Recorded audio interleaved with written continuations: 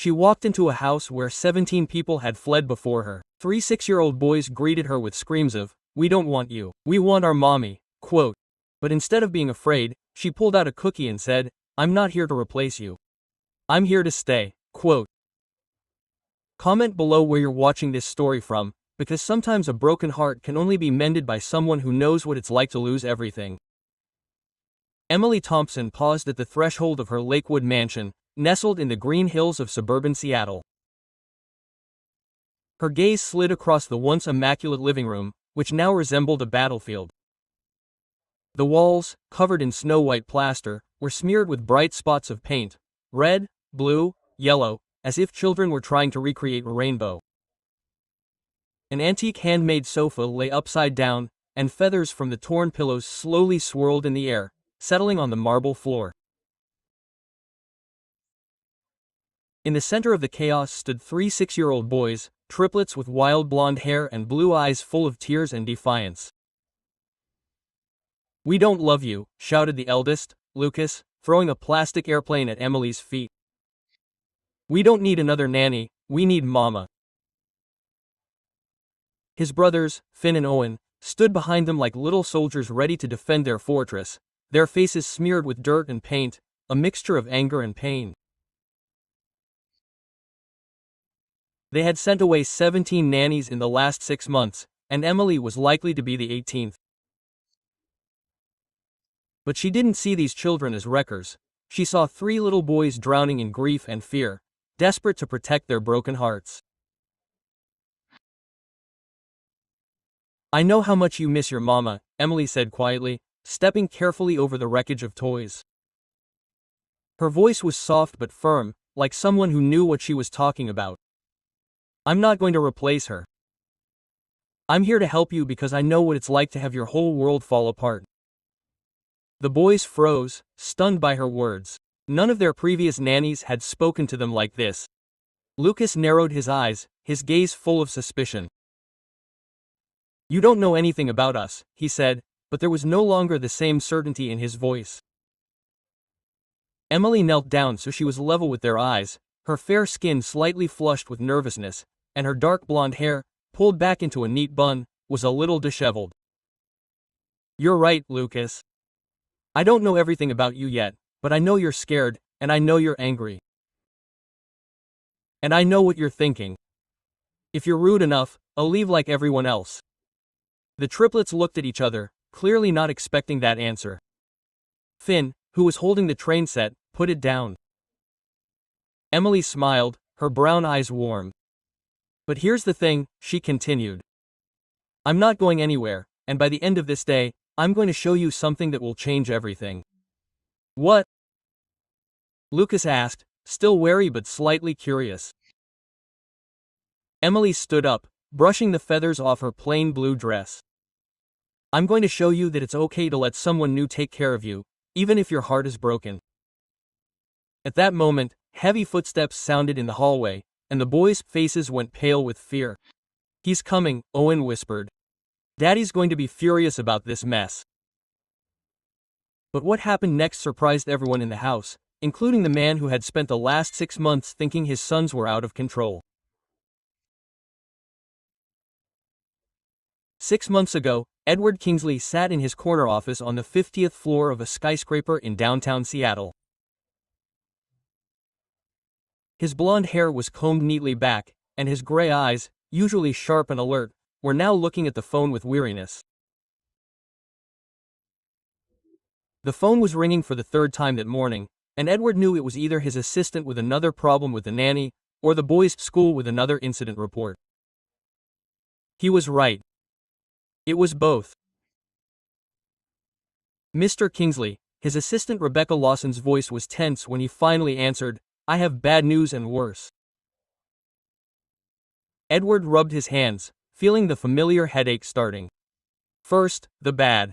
The school was calling. The boys had had a pillow fight in the cafeteria, locked the teacher in the supply closet, and refused to come out of the playroom. When it was time for class, Edward sighed deeply. And what was worse? Nanny number 17 had just quit. Mrs. Henderson said, and I quote, "These kids are a nightmare. and no amount of money is worth my peace of mind." Edward felt his world crumble. Just 6 months ago, he had been a successful entrepreneur whose software company was making billions. He had a loving wife, Anna, and 3 happy sons. But Anna had died in a car accident, leaving him alone with 3 boys whose hearts were broken. Edward was drowning in trying to be both a father and a mother, but his sons seemed determined to ruin everything around them. "Rebecca, call the nanny agency. We need someone immediately." "Sir, I already called. They said they were out of candidates. Word has spread about your sons, and no one wants to work for the Kingsleys." Edward stared out the window at the Seattle skyline below. He was worth over $3 billion, but money couldn't solve the biggest problem in his life. His sons were falling apart, and he didn't know how to put them back together. At 37, Edward had built an empire from scratch. He was smart, driven, and never faced a problem he couldn't solve. But grief had changed his boys beyond recognition, and he felt helpless as he watched them spiral into anger and destruction. The truth was, Edward was struggling with grief himself. Anna had been his best friend, his partner, the soul of their family. Without her, he felt lost. He stayed late at work because it was easier than coming home to an empty house and his sons' accusing looks. The boys blamed him for their mother's death, though they never said it out loud. Anna had been driving to pick up his birthday present when the accident happened. Guilt was eating away at Edward, and he knew his sons felt the same. "Sir," Rebecca's voice brought him back to reality. "What should I do about finding a new nanny?" Edward thought for a moment. Post an ad online. Offer double the salary. Someone out there would have to be desperate enough to work with my sons. But little did he know that the person who answered the ad would change their lives forever. Emily Thompson, 30, sat in her tiny Fremont apartment, scrolling through job postings on her aging laptop. The rain pounded the windows, creating a cozy but melancholy backdrop. She had been out of work for 3 months, ever since the family she worked for moved to Europe. Emily had been a nanny for 8 years, and she truly loved working with children, but the job market had become tough. Families preferred young nannies with degrees from prestigious universities and impeccable references. But Emily's resume didn't reflect her greatest asset. She understood pain. She grew up in foster care after her parents died in a fire when she was 8. She was bounced from home to home, never staying long enough to feel loved or safe. By the time she was 18, Emily had learned to recognize the signs of emotional pain in children. She also learned that sometimes the most difficult children are the ones who need love the most. When Emily came across Edward Kingsley's ad, she almost skimmed through it. The description was intimidating. Experienced nanny needed for 3 energetic boys. Previous nannies had found the job challenging. Competitive salary for the right candidate. But something about the words made her stop. Complicated was rich people's euphemism for their children being out of control and them being desperate. Emily did a little research and came across an article that changed everything. 6 months earlier, Anna Kingsley had been killed in a car accident, leaving behind her husband and 3 6-year-old sons. Emily's heart sank as she read the news. She knew what these boys were going through because she'd been there herself. The fear, the anger, the desperate need to push everyone away before they pushed you away. "These boys don't need a nanny," Emily muttered to herself. "They need someone who understands them." She'd spent the night writing an application that was nothing like her old resume. Instead of the standard list of accomplishments, she'd written a heartfelt letter about her childhood, how she'd learned to cope with grief, and how she believed she could help these boys. The next morning, Edward was in his home office, preparing for the interviews Rebecca had arranged. The house was unusually quiet. The boys were at school, but Edward knew that silence would soon end. Rebecca had set up meetings with 5 candidates, and he was under no illusions. Most people, having learned of his son's reputation, fled the moment they walked through the door. The first candidate arrived promptly at 9 a.m. She was a stern woman in her 50s, Mary Watson, with an impeccable track record with wealthy families. "Mr. Kingsley," she said coldly, "I understand that your children have behavioral problems. I believe in strict discipline and clear boundaries. There is no child I cannot control." Quote. Edward felt discomfort. His sons did not need control. They needed help to heal. He thanked her politely and moved on to the next candidate. She was a young college graduate, Lily Parker, full of enthusiasm but clearly unprepared for reality. "I just adore children," she exclaimed. "I'm sure once the boys see how cheerful I am, they will forget their sadness." Edward nodded, but he knew she could not cope. The third and fourth candidates were either too stern or too naive to handle 3 traumatized children. And then Emily arrived. Edward opened the door to find a woman in her 30s with warm brown eyes and a soft smile. Her fair skin was slightly flushed from the morning chill, and her simple dress emphasized her modesty. She carried herself with quiet confidence, without the awe of the mansion's opulence that most were accustomed to. "Mr. Kingsley, I'm Emily Thompson. Thank you for taking the time to meet with me." They walked into his office, and Edward noticed that Emily was more interested in the family photos on the walls than the expensive paintings. "Tell me about yourself, Miss Thompson," he said, sitting down at his desk. Emily took a deep breath.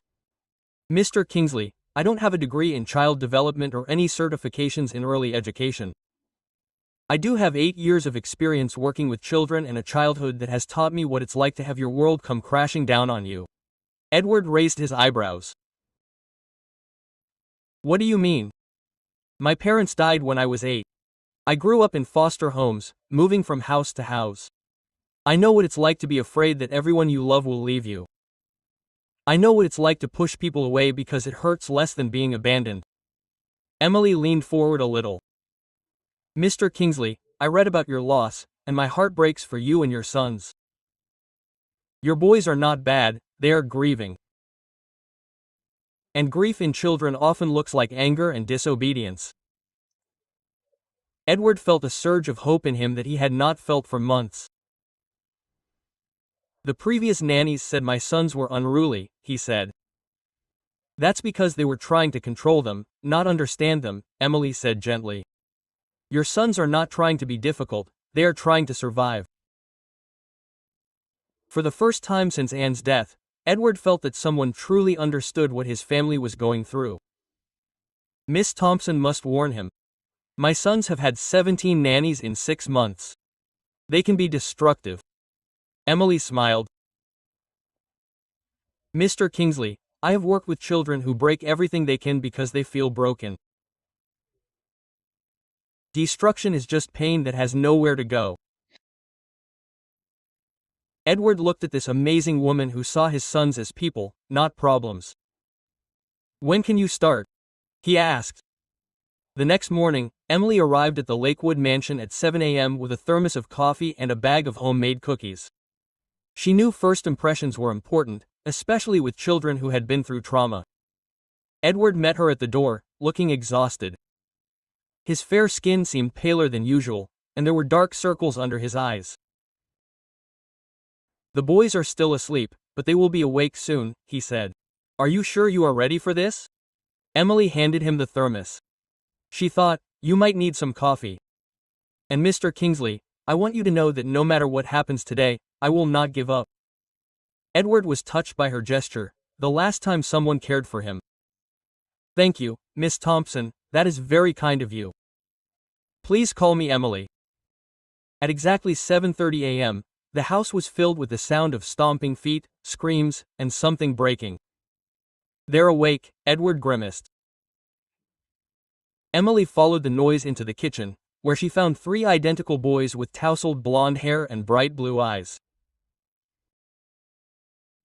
They were having a real war with syrup. The kitchen island was covered in sticky stuff, and Finn was standing on a chair, getting ready to pour an entire bottle of orange juice on the brothers. Quote, "Food fight," Owen shouted, noticing Emily in the doorway. Instead of getting angry, Emily laughed. Quote, "Wow," she said, calmly walking into the chaos. "You guys are masters of chaos. I'm impressed." The boys froze, confused by her reaction.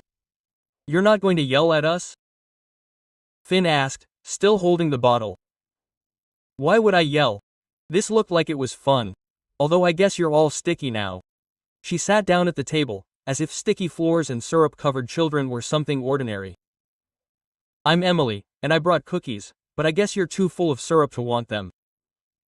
"We didn't eat them," Owen protested. "We threw them."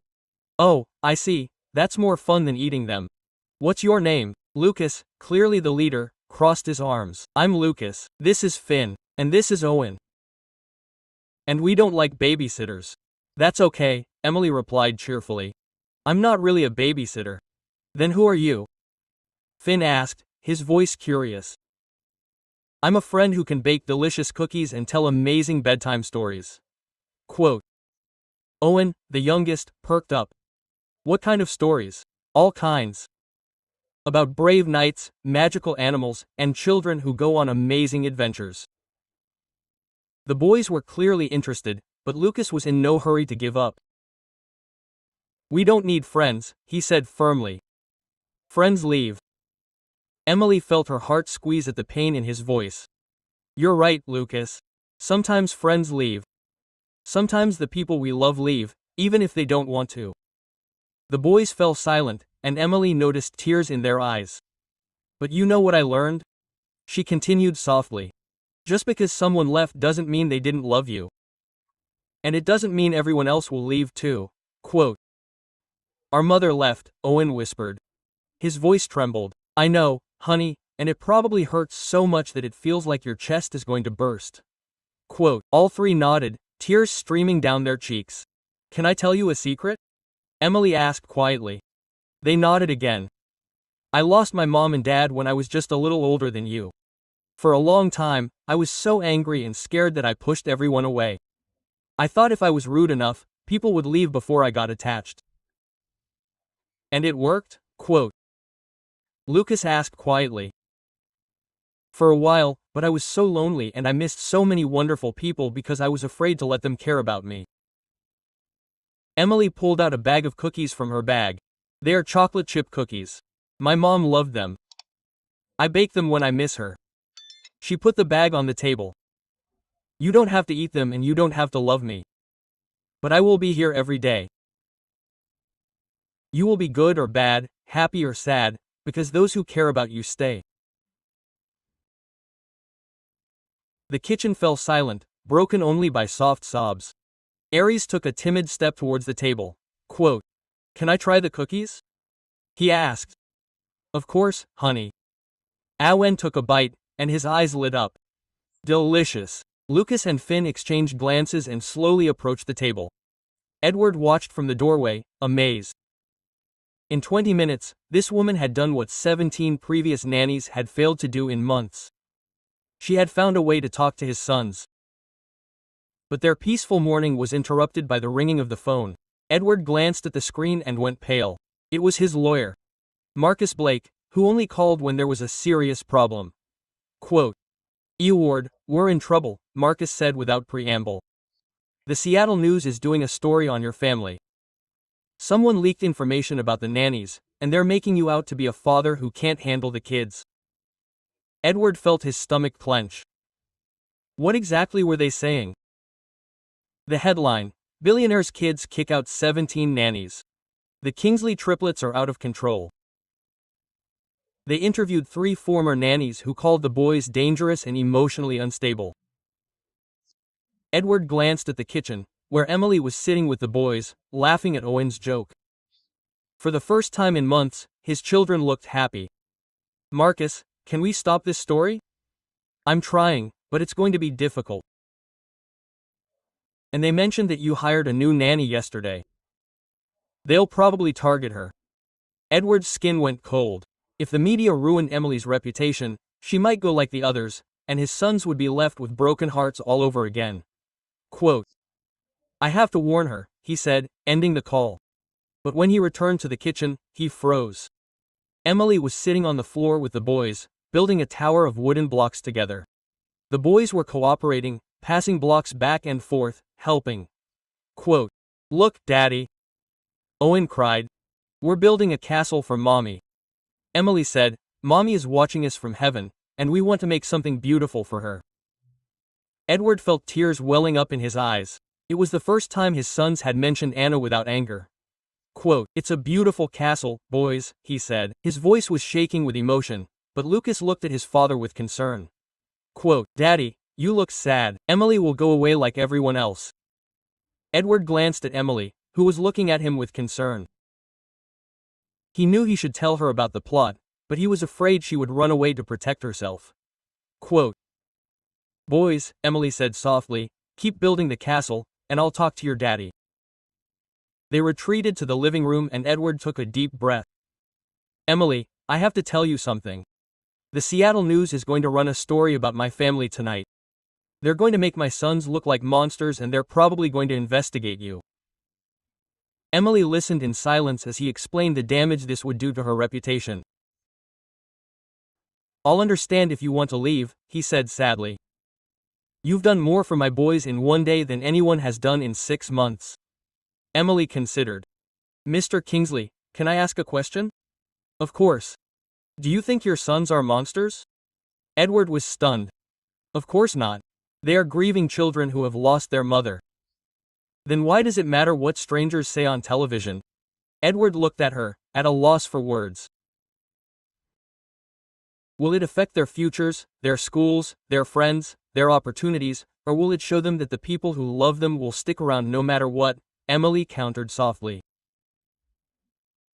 She went to the window, looking out onto the garden where Anna had once played with the boys. Mr. Kingsley, I have been judged my whole life. An orphan, without parents, without a prestigious education. People looked at me and decided I was worthless. But a few people saw the real me and believed in me. They changed my life. Emily turned to him. Your sons need to know that they are worth fighting for. If I run away at the first sign of trouble, what will that say about my values? Edward felt his heart fill with admiration. So you will stay? I will, but I have a condition. What is it? When the story airs, we will watch it together, as a family, and discuss it honestly.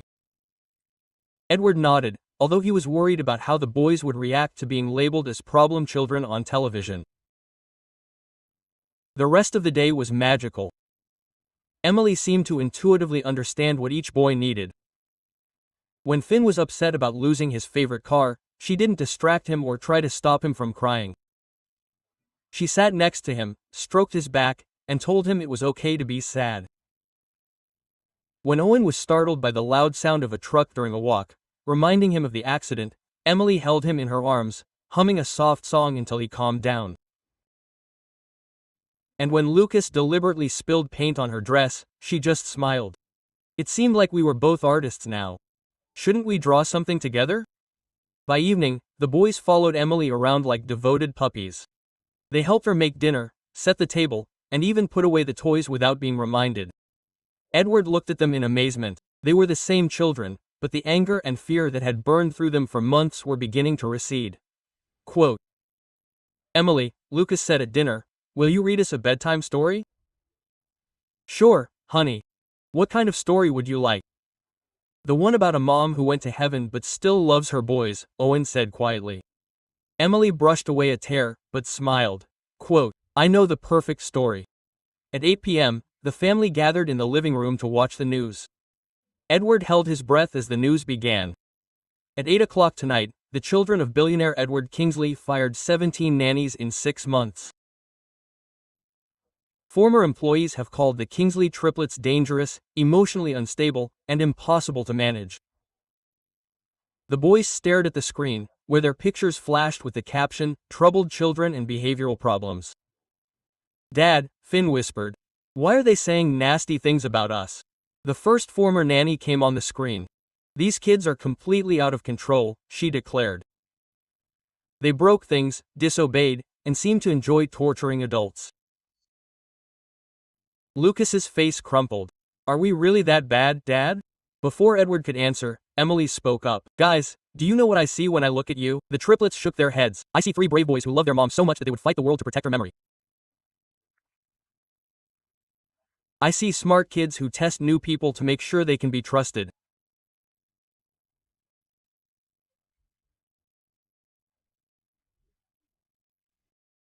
And I see kids with big hearts who are waiting for someone to help them heal. A second nanny appeared on the screen. Their father is never home, so the kids have no discipline or structure. They need professional help, not another nanny. Edward felt his anger rise, but Emily remained calm. Quote, that aunt doesn't know anything at all, Owen protested. Daddy loves us. Absolutely, Emily agreed. Your daddy loves you so much that he works overtime to take care of you. And that's not easy when your heart is broken too. The third nanny said the cruelest words. These children are broken forever. No amount of love or patience will fix what's wrong with them. It's time for the Kingsley family to accept that these boys will never be normal. Lucas began to cry. She thinks we're broken forever. Emily immediately sat down on the couch and hugged all three of them. Listen to me, my dears. This woman is completely wrong. You're not broken, you're not damaged, you're grieving, and that's different. She looked each of us in the eye. Grief doesn't need to be fixed, it needs to be respected. You're not supposed to be normal right now. You're supposed to miss your mother and be sad and scared. That's how love works. But Auntie said no one can help us, Finn sobbed. That Auntie doesn't know me, Emily smiled. And I certainly have never met three boys as special and strong as you. Edward looked at her in awe. She had turned a moment that could have been devastating into an opportunity for healing. The next morning, Edward's phone was ringing off the hook. The story had gone viral, and public opinion was divided. Some felt sorry for the boys, others thought they were spoiled. Business partners were calling, worried about the company's reputation. The school scheduled a meeting to discuss behavioral issues, but the worst call was from Child Protective Services. Mr. Kingsley, we've received complaints about your children since yesterday's story. We need to schedule an appointment to assess the situation. Edward felt the world shift from under him. If the agency decided his sons were out of control, they could be removed from the home. When he hung up, he found Emily in the kitchen, making breakfast with the boys. Everyone was happy, laughing as they flipped pancakes. Bad news? Emily asked, noticing his expression.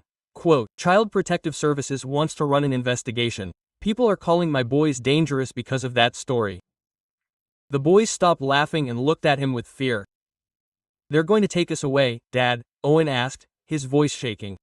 Edward knelt down and hugged them. Quote, I'll never let anyone take you away. Ever. But inside, he was scared. What if the social worker believed the media? What if they decided the boys were better off in foster care? Quote, Mr. Kingsley, Emily said quietly, I have a suggestion. What if we invited a social worker to spend an entire day with us? Not just an hour-long visit, but an entire day, so they could see what your boys are really like. Do you think that would work? Edward asked. Emily smiled. Quote, I think anyone who spent time with Lucas, Finn, and Owen would see what I saw.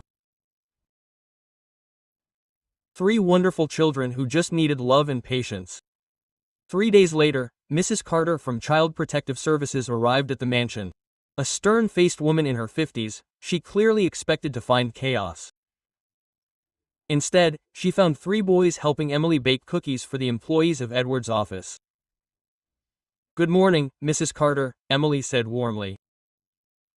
The boys want to show you their morning routine. Mrs. Carter watched skeptically as Lucas carefully measured out flour and his brothers took turns mixing the dough. We bake cookies for Daddy's employees, Owen said proudly. Emily taught us that hardworking people need something sweet. Finn added, we want to say thank you for helping Daddy build his company. Mrs. Carter raised an eyebrow. These are the same kids the news called unruly. Miss Carter, Emily said softly, want to hear the boys' story? Emily spent the next hour helping the boys talk about their feelings about their mother's death, their fears that new people would leave them, and why so many nannies had abandoned them. We didn't want to be bad, Lucas said sincerely. We were just afraid that if we loved someone, they would leave like Mom. Emily taught us that it's okay to be sad and scared. It's okay, Finn added. She doesn't make us forget about Mom. She helps us remember the good things. Mrs. Carter spent the day with the family, observing their interactions, their routines, and their genuine affection for each other. At dinner, she watched Edward patiently help Owen cut food while listening to Finn talk about school, and she watched Emily teach Lucas how to fold napkins while discussing his dreams and fears. Quote, Mr. Kingsley, Mrs. Carter said before leaving. I've been in this field for 20 years, and I've rarely seen a family work so hard to heal together. Your boys are not the problem. They are children learning to trust again. She looked at Emily with respect. Ms. Thompson, keep doing what you're doing. These children are lucky to have you. Within 6 months, the Kingsley family had transformed. The boys were thriving in school, making friends, and rarely exhibiting behavioral problems. They had learned to speak of their mother with love, not just pain. Edward had changed too. He had learned to balance work and family, realizing that being there for his sons was more important than any deal. But the biggest change was how much he had come to rely on Emily. She was more than just a babysitter, she had become the heart of their family. One evening, after the boys had fallen asleep, Edward found Emily in the garden where Anna had once played with the children. Quote, Emily, he said, sitting down on the bench next to her. I have something to tell you. What? She asked, her fair skin soft in the moonlight. When Anna died, I thought my family was broken forever. I thought my sons would never be happy, and I would never be whole. Emily took his hand silently. But you didn't just save my boys, Edward continued. You saved me too. You taught me to be a better father, a better man. He dropped to one knee and pulled out the ring box. Emily Thompson, I love you. My sons love you. I can't imagine our life without you. You will marry me, you will be part of our family. Emily gasped, tears streaming down her face. Yes, she breathed, hugging him. Yes, yes. The wedding took place in the same garden where Edward had proposed. Lucas, Finn, and Owen insisted on being ring bearers, rehearsing their roles for weeks in matching tuxedos. During the ceremony, Edward and Emily exchanged vows written specifically for their unique family. Quote, Emily, Edward sighed, you didn't just agree to marry me. You agreed to love 3 boys with broken hearts and help them become whole. You are the answer to prayers I didn't know how to say. Edward, Emily replied, you and the boys taught me that family isn't just about blood, it's about choices. You trusted me with the most precious thing you have, and I choose to love and protect you all for the rest of my life. The most touching moment came when the boys stepped forward with their vows. Emily, Lucas said on behalf of all 3, we promise to be good to you. We promise to remember that Mommy loved us and that you love us too, and we promise to take care of Dad because he sometimes forgets to eat. Quote, the guests in the garden cried and laughed at the same time. 2 years later, Edward and Emily welcomed a daughter, Sophia, into their family. The boys were delighted with their little sister and took their role as big brothers seriously. And she's so tiny, Owen admired, gently touching Sophia's hand. We have to protect her and teach her everything, Finn said. How Emily protected and taught us, Lucas added wisely. 5 years after Emily first walked into the Lakewood mansion, the family was unrecognizable. The boys, now 11, were straight-A students known at school for their kindness and empathy. They helped the younger children, using the wisdom Emily had taught them. Edward started a foundation to support single parents and families going through loss, realizing that true success was not measured by money, but by the love and stability he gave his family. Emily launched a consulting business helping families cope with grief and behavioral issues, and wrote a best-selling book on childhood grief. Every year on the anniversary of Anna's death, the family visited her grave. But instead of a sad occasion, it became a celebration of love that continues even after loss. "Mom," the boys said, "meet Emily and Sophia. We think you would have liked them." Quote. "And Daddy is smiling now, so don't worry about us." The media, which had once called the Kingsley triplets unruly, now praised them as examples of resilience and healing. But Edward and Emily didn't care about public opinion. They knew that the only people who mattered were those who truly loved their family. One night, while putting the boy to bed, Lucas looked at Emily with a trust that had been built for months. "Emily, I'm glad you didn't abandon us like the other nannies." "I would never abandon you, darling," she replied. "You three taught me what I was born to do." "What for?" Quote. He asked. "To love you forever." And that's exactly what she did. Quote. The story of the Kingsley triplets evolved from one of unruly children to one of how broken hearts are healed with patience, understanding, and unconditional love. Emily didn't just survive working with these boys. She gave them their childhood back, their father a purpose, and herself a family worth fighting for.